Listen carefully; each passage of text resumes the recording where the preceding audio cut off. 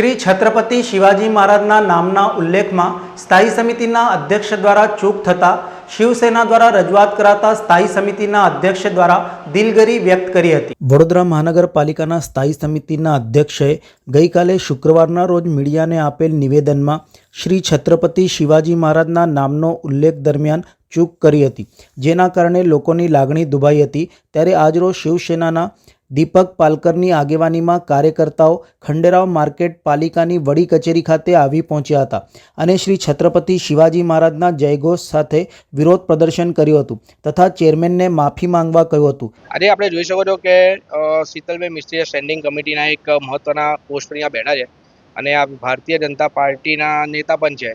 હવે એમને હિન્દુત્વની જે ખોટી આ ભારતીય જનતા પાર્ટી વાતો કરે છે, એમને છત્રપતિ શિવાજી મહારાજનું આખું નામ જ બોલતા નથી આવડતું। તેના સંદર્ભમાં આજે વડોદરા શિવસેના તરફથી આજે અહીંયા અમે આ મોરચો લઈને અહીંયા આવ્યા હતા અને એમને મળવા આવ્યા હતા કે ભાઈ એમને બતાવવા કે એમના આજે ઓફિસમાં બી સ્ટીકર લગાવીશું, એક બહાર લગાવ્યું છે કે ઓફિસમાં લગાવીશું કે આવતા જતા સવાર સાંજે જ્યાં આવે જાય તે એમને પૂજા બી કરે અમારા મહારાજની અને નામ જે છે આખું વ્યવસ્થિત બોલે, તો આવનારા દિવસોમાં ભાજપનો કોઈ પણ નેતા આ રીતના બફાટ ના મારે। શિવસેનાની રજૂઆત બાદ ચેરમેને દિલગીરી વ્યક્ત કરી હતી।